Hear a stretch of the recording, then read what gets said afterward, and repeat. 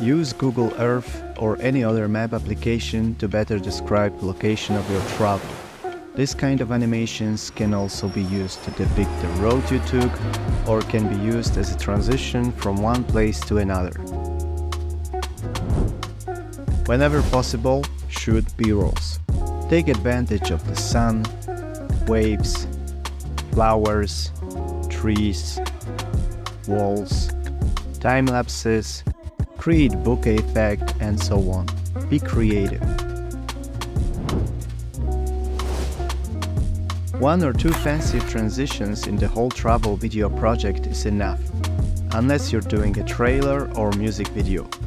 Don't exaggerate with it only because you have some cool transitions available in the editor of your choice. Usually, fade in and out or simple cut is enough to tell a good story, and it will not overwhelm your audience.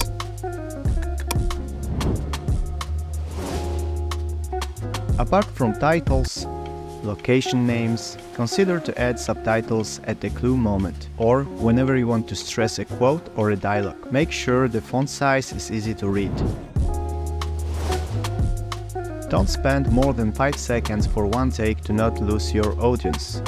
But if you really have to include longer shot, cut it with B-rolls so it's more interesting and engaging.